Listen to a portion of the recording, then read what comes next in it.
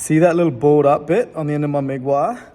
I always cut that, like clip that little bald bit off before I start a weld. If you don't, you get like a shitty start to your weld. So if you want nice clean starts to your MIG weld, cut your balls off. Whoa, cut your balls off? Easy, bro. Straight caught up in the game. My life won't be the same. Straight caught up in the game. My life won't be the same. Living the life, that's how I live. Try to get out, tell me how to survive without my crew. Armani's, Ferraris, casinos, hitting jackpots. Good luck, I think not. We own the car from block to block. What is up?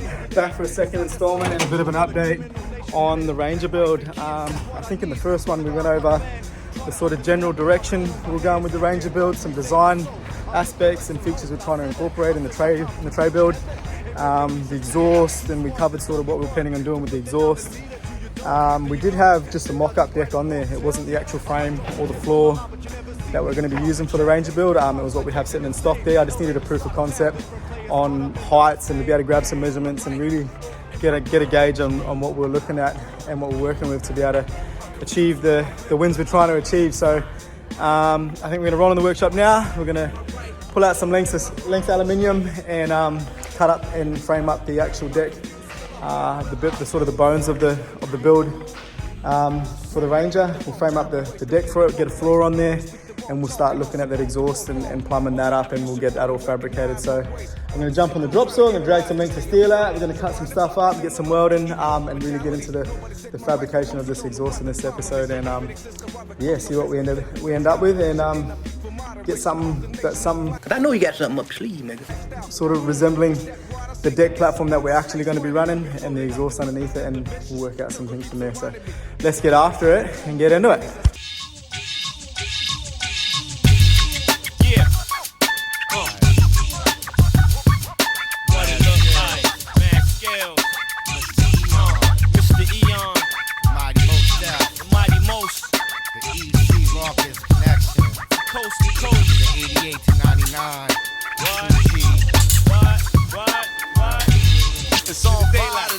Everything on my side is looking alright. It's the high power, original B-boy, traditional raw bass material, an individual, true brand imperial. You're hearing on your stereo, transcribed alive with most depth. Initial, sit back and listen. You ain't in no position to deal with my conditional, mentally and physical strength is indivisible. Crews becoming pitiful, speech be sounding typical. Down for eventual, I'm not feeling you. All right, so we got our frame all welded out and framed up, all nice and square. We use 100 by 50 mil box section chassis rails for our trays, 75 by 40, 4.5 mil wall channel for our cross members. We leave these ones short just for wheel travel. This is that's the wheel center in here. You can see this little mark. That's our wheel center, and that's where our wheel is going to travel up and down. Our guards are going to come up and over here. And our, yeah, we need some, I always allow just that runner coming across here, we leave that open just so wheels can travel up and down and not grab on the cross member and damage anything. But that's essentially your frame, your foundation, and our floor's over the back there. It'll slide over the top of this. This pressing here, this gap between the floor and this fold here is 76 mil, which allows it to slide over the box section and sort of sit in here, and we can get a weld underneath and a weld to the floor as well. On the deck, we've got these little ones in between here. These little buggers, they're just little offstands just to stop when we weld the floor to the frame, just to stop it sagging in between our cross members here, and just try to keep the floor nice and straight. No matter what you do, you're putting heat into metal. Alloy being as soft as it is, you do get some heat distortion, and on the back side of welding aluminium, you get like this little ripple, like a little heat penetration, where it sort of distorts the material. That's inevitable. You're going to get that regardless, unless you glue or stick your floor down or your materials to other materials. You can get away with it, but you can sand them out and things like that, but it's a lot of work, and yeah, we just don't do that. All it is a heat penetration, so it's making sure that when you see that in your material that your weld's nice and strong and you've got plenty of penetration there and stuff like that as well. So we might get this floor on, slip it over the top and weld it down as well. And we just had some the mounts, drew them up this morning on CAD. SolidWorks armed out the laser cutters, and they've been told to me that they're going to come back this afternoon, so we'll be able to get all those welded and put together as well, get the mounts on the truck and get the deck actually on the truck, on its own mount system and things like that, and have a look at it from afar to work out this exhaust and things like that. We had it mocked up in the last episode, up in the box section and things like that, so it'd be good to get it sitting with the materials and the engineering behind it. It's going to be the final product, and see how we look. So yeah, I'll get this floor slid on here and we'll get underneath, do some overhead welding, get it all welded down, and I'll check back in a bit with the floor on there. Mr. Eon, Mighty Most, Mighty Most, the EC longest connection, coast to coast, the 88 to 99. What? It's on fire tonight. Everything on my side is looking alright. It's the high power, original B-boy, traditional raw base material, Brooklyn individual, true grand imperial. You're hearing on your stereo, transcribed alive the most depth. Initial, sit back and listen. You ain't in no position to deal with my conditional, mentally and physical strength is indivisible. Crews becoming pitiful, speech be sounding typical. Down for eventual, I'm not feeling you. Don't know what your label telling you or what magic beans they selling you. I can't flow, you can't though. Example of a cat who just a modern day sample, who be bitching out to A&R demand, so you could collect your little petty cash advance. Ho, you knock me and sloppy, but not me. I'm INDEPENDENT. It was a jam at the center and the party was shaking and the bubbles was popping and the breakers was breaking and it won't be long to everybody know that B-boys rock the document. You warm to injure, I'm hot to death, I'm foul, plus I'm winning. You think I shot the ref? Rock a vest. Alright, so we got our floor all welded down, fully welded. You can see the sort of what I was talking about earlier, the ripple marks from welding and things like that across it. I don't know if the camera picks it up, but you get ripple marks in there, the penetration marks from the welding, from the underside, some overhead welding under there to put the floor down, glue that down, and I've gone and cut the corners off the end of the tray because we're going for that dovetail tapered rear end look that's on our XTR tray designs. Gives it like it's an 80mm taper to the corners from 900 apart in the middle. Gives it like a dovetail, more of a styled design in the rear, which allows us to have our recessed lights, holsters and things like that, and the door, everything like that tied in. I use, in the rear combing here, I use the same extrusion as I do the cross members all the way through the floor. It's a 75 by 40 by 4mm wall extrusion. The reason I use extrusion where I can, one, it's cheap, cheaper than folding, getting something laser cut, a part laser cut, or designing a laser cut part, then getting it cut, then folding it. It's just a cheaper process. You can get a length of that for about $160 versus time designing a part, laser cutting, then folding. The cost starts to weigh up. So it's a way of making it affordable in our trays for the customer and the consumer, but also the extrusion is T6 series T1000 aluminium. and mimetic polyalloy, What the hell does that mean? liquid metal. So it's stronger.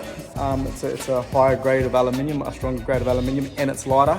We try to keep our trays as light as possible. I think the key, what people tend to overlook a lot in the four-wheel drive industry, is keeping your four-wheel drive light.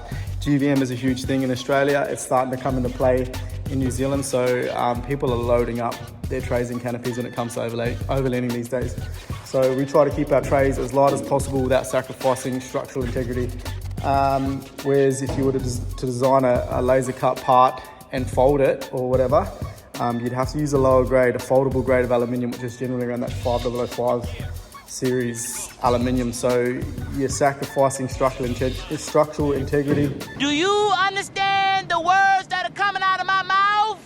By using a lower grade, a softer grade aluminium, therefore like vibrations, harmonic vibrations through a full drive through bashing up the rivers and doing that sort of stuff, it can create cracking and things like that, whereas the T6, the 6 series aluminium is a higher grade, it's stronger. You can turn the heat up a bit more in the welder. It's to give it that penetration, that structural strength with welding, without it distorting too much either. So that's why we try to use pre-made extrusions where we can, for those exact reasons. So we're up to the best part. Why? It's one of the best parts of the tray build is welding out this rear section. So I've got it all tacked in, all sort of low-lying tacks, all the way along, evenly spaced apart, all through there. I'll go and fully weld that out, and then I'll blend the weld out, I'll finish it out, and make it look one piece in the rear here, with a real nice blend. I love blending things and making them look one piece and uniform and just finished rather than leaving exposed welds. And it's the same thing throughout the tray where I can hide welds and things like that, or put a seam fold and put 2 folds together and weld on the back side. I'll do that. One, it gives it strength because it creates like a backbone of spine through whatever you're joining together with your 2 folds and things like that. You notice our flares will do that on our flares and creates a nice seamless join as well as strength, and you can hide the weld on the inside, leaving a really clean finish. So I'm going to get on it, weld this out and get to blending, and we'll check in after that's done. If you ain't rockin' more, what you rockin' for? Without heat, y'all MCs ain't hot no more. So for you lame cats trying to put your hit out, try rockin' back and forth. It might be easy to get your shit out. It was a jam at the center and the party was shaking and the poppers was popping and the breakers was breaking and it won't be known to everybody know that B-boys rock. I'm Jedi Master, Mace Windu. What you been through? Keep MC's heads wrapped like Erica Badu. Hip hop's Cleon Jones, when Eon Jones whackers MCs, we pee on those. No need to impede the high and mighty mystique. That shit would be as ignorant as Jimmy the Greek, claiming they Godzilla when they really got Zuki. Got a milk from Charlie Brown when I kidnapped Snoopy.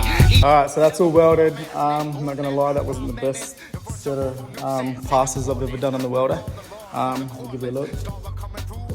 Focus. I had a little spot here where the welder skipped and left a hole, so we patched that up. Hopefully it doesn't show once we blend the weld out, and there's like a little pinhole or whatever in there, but yeah, I've definitely done better. But it will suffice, and it's going to be more than strong enough, and we'll blend that out, and hopefully that spot doesn't give me any drama. So we'll jump on the grinder and get blending.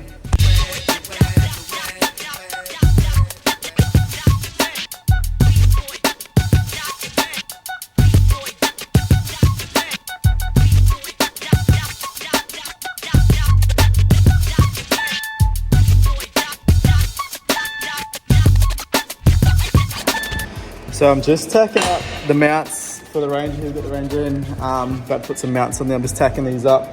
But I feel like it's important to share the mistakes just as much as the wins in some instances. And I was just tacking up these mounts here, and I just noticed that I made a mistake in my drawing in regards to, hold on, let me just turn this around. So one thing I've noticed when I was putting these together is that the foot plates, I don't know what I did in SolidWorks there, but they've ended up, maybe my K-factor on my folding was out or something like that. But the foot plates have ended up shorter than I normally like. I normally hang them over past the mount itself, about 10 mil, just so I can get a nice fillet weld down there, as well as welding the insides as well. But these ones have come out a bit shorter. I'm sort of just hanging over there. But what I've done is put a V-prep on them. I thought about changing them, but it's not really worth it. In this case, like, you're not going to lose any structural integrity. So what I've done, just put a V-prep, I don't know if you can see that, on both the mount and the foot plate, so we can get a nice full pin weld in there. And they get welded on the inside as well, so we're not going to lose any structural integrity on them. If I was going to sacrifice any structural integrity, then I would change them and rectify the issue, but we'll be fine in this instance. That's one thing. All our trays are alloy, but our mounting system that mounts the tray to the chassis of the vehicle is all 4mm steel. Yeah, so we don't, just with like vibrations and things like that, it doesn't make sense to have a softer material like alloy as your mounting system. So all our mounts are made from steel, And yeah, that was a wee little mistake there, but we're going to be fine. We'll get a full peg weld inside and on the outsides. It's all corner to corner on the back side. So I'm going to arc up the MIG, get these welded up, and we'll get a tray on the back of this thing, and we'll touch base in a while.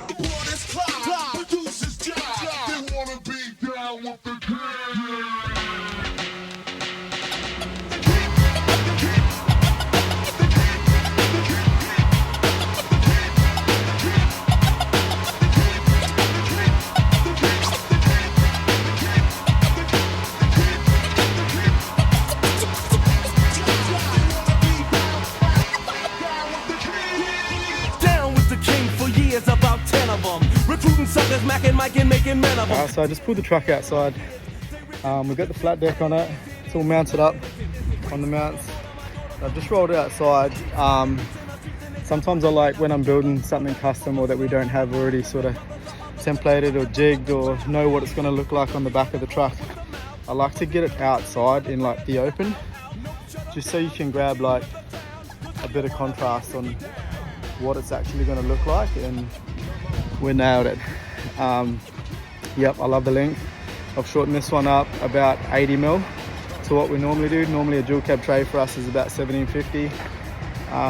This one I've cut down to 1620 plus the 80 mil headboard, so we're still at 1700, so we're only 50 mil shorter than a normal standard dual cab tray that we do. The height is sick. The height is massive. You can see how big it is and how much room is actually under there. Yeah, it's big, it's high, just to give you guys a bit of reference. You know, I'm not the tallest guy there, maybe 5'10", 5'11 and a half. That's a huge bitch! But it's almost chest height. It's a big deck, it's tall. The truck was already quite tall anyway, so being sort of 3 inches of lift, 35s, and the body lift, it was already quite a tall truck. And now the deck's just sort of following that theme, so happy as. We'll get it back in the shop. I will flip this deck over now. I'm going to grab some measurements first in relation to exhaust and what we're doing there, but we'll flip this deck over and I'll get stuck into this exhaust, and then we'll move on to the underside of the tray and get the drawer fitted and putting the flares on and things like that. And we've got something spicy with the quarter boxes that we're going to do too. In the side here, a bit of a styled design, as well as something in the sides here.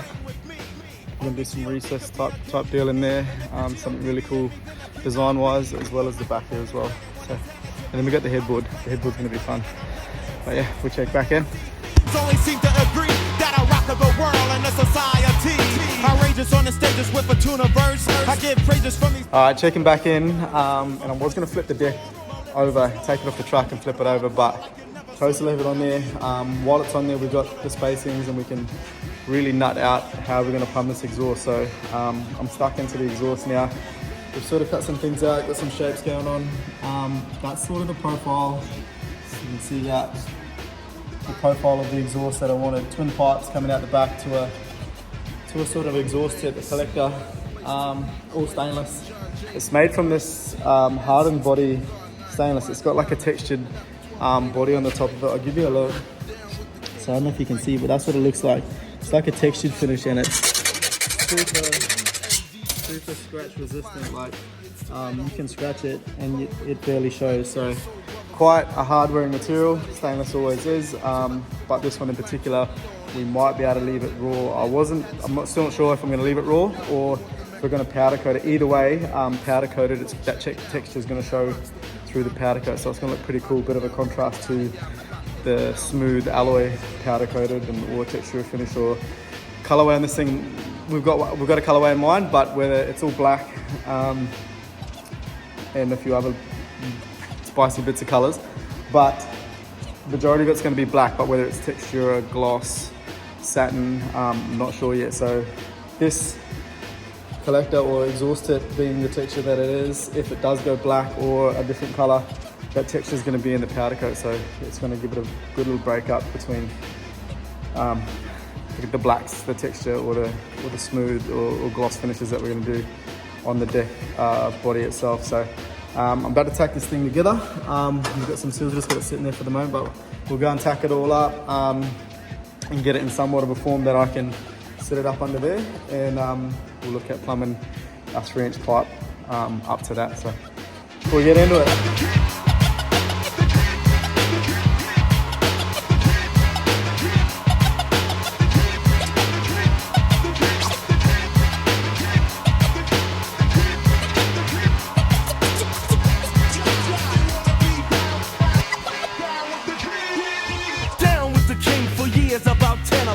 Recruiting suckers, macking, micing, making men of them. Tears and fears for my peers, they risen. You think that it is, if not it isn't. Race for the border, my daughter could beats are banging out. Cheeks rocking beats in the streets and it's time for hanging out. Gather, or rather form a circle around out loud. Just cause brothers or others could never ever rock a crowd. Is it because he's running off with the mouth? Or was he really clearly trying to play a nigga out? No, shut him down, the king with the crown. Cause all you wanna be is Dickie down.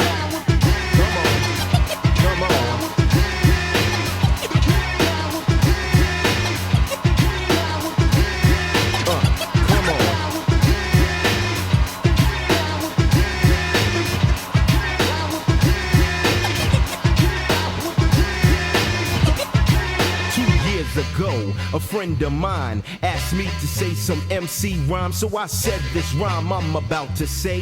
The rhyme was Mecca and then it went this way. Okay, so we got the tip section of the exhaust fabricated and sitting up in there, mocked up, just for positioning, so that I can plumb the rest of it from the exhaust back here up to this. But I like it. Cut like a profile on the tip of it. Bit of aggressive lines there will match the tile up panel and sections in there, but pretty well happy with that. When we're going to put a laser cut, I'm going to draw up a laser cut entry that will go on there, that will get T-gauge all the way around, and we'll blend it out. Some sort of cool design in there. But yeah, very happy with it. So I'm going to get onto the tube section of it now and just plumb it up to the old exhaust, and then we'll be able to get this deck off. And I've just sort of worked out in the back section there how much we will have to put a slight press in the drawer for it to be able to slide out the drawer to pull out full extension and clear the exhaust tip there. So got some measurements there, and we're good to go when it comes to folding up the drawer and having that sit in there and slide out and not hit anything. Or, yeah, it'll be clearance, so there'll be plenty of room for it to slide in and out. And yeah, so I'm going to get onto the rest of this exhaust, and yeah, we'll check back in a bit. But that is the rear exit exhaust that will go on this car with this tray design. Should be pretty cool once it's all done.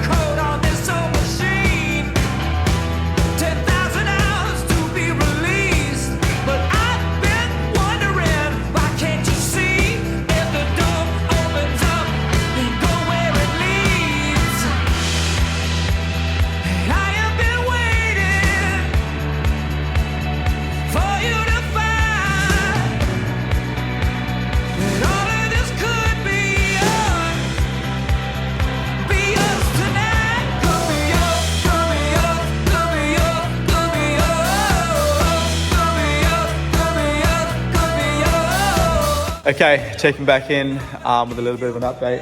I'm not entirely sure where I left off in the last time I recorded, but I've been busy building this exhaust and getting it welded out and getting it fitted up in there. And we're there. We've got the exhaust all welded out, all fitted up, fabricated. Made a little stone guard, bead rolled stone guard in there, and a bit of a design on there. Solid mounted it with this stainless steel fabricated bracket that we've done here, a bit of a holster. What I don't want, this is hard mounted, it's solid mounted from here back this way. I don't want this exhaust tip vibrating when we're off-road, driving down corrugated roads or down the river or whatever the hell. I've got this so tightly toleranced around the draw lid here that I don't want this end of the exhaust vibrating and bouncing off the draw here. So we've solid mounted it from here with this bracket up. You can see there's enough light under here. Sort of holsters the exhaust and clamps down and holds it nice and tight. From that side of the exhaust back, it is still somewhat fixed, solid, but there is movement in the exhaust mount. I can see right down there, but it's like a swinging hanger. And there's a bellow further forward as well, so there will be a bit of movement in the exhaust before that for any sort of engine twist and torque twist and stuff like that. But that's where we're at with the deck. It's on there. The draw section's all fabricated and just sitting up in there, mocked up, clamped in there just so I can get these tail lights sections fabricated and holstered in there. So that's where we're at with that. Got some alloy on the bench here. Got a retemplate that we use for our XTRs. It's just a laser cut template. Sometimes I cut these by hand when the laser cutting turnarounds might be a bit slow and we're a bit under the pump. So I got those as a template, which I'm going to use in reference for these. I'm going to cut and fabricate these all by hand. No laser cutting here. We're making craftsmanship great again and staying true to form. I enjoy that process too. Like, I enjoy hand fabricating things and making things from scratch. Laser cutting's cool and it's really time efficient, and it's definitely the way forward for mass manufacturing and getting things done quickly and easily and eliminating human error. But I really do enjoy fabricating from scratch and making everything myself. So that's where we're at. We're going to make these. That's a set of XTR Land Cruiser tail light holsters that I was just putting up in there to mock up in there and see what it was going to look like, and if I needed to change any angles or the tapers or whatever for what I'm trying to achieve. So we've got that sussed out. Yeah, that's the deck. It's on there. It's sitting up in there exactly where I want it, nice and high. Everything's working out the way I envisioned it. So I'm going to get into this deadly sin coffee and get these tail lights housings fabricated and mounted up in there, and we'll check in again.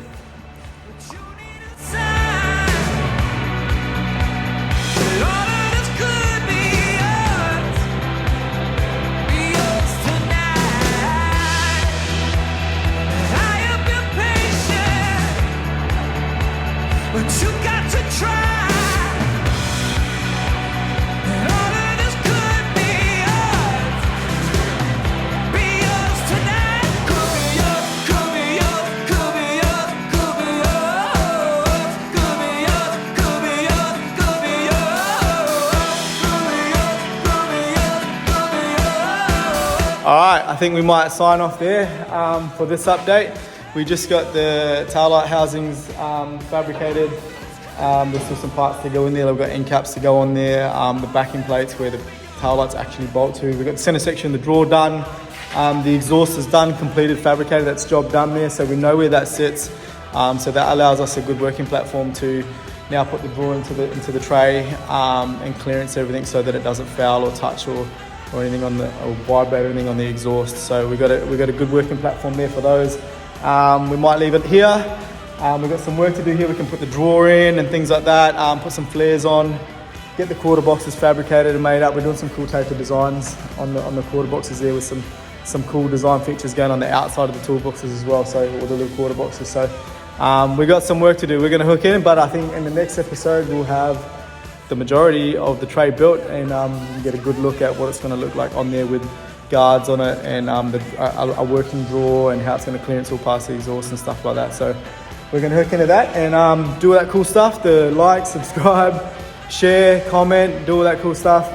We're really trying to push this YouTube thing. So on the cool builds, we'll do it. So I guess getting the name out there kind of helps it and makes it worthwhile. This is not something that we get paid for or anything like that. We're not looking to get paid for. This is something that we're doing out of, what I'm doing out of the love of just sharing what we're doing and our builds and showcasing our fabrication. So do all that cool stuff, like, subscribe, share, do all that cool stuff, and we'll catch you on the next one.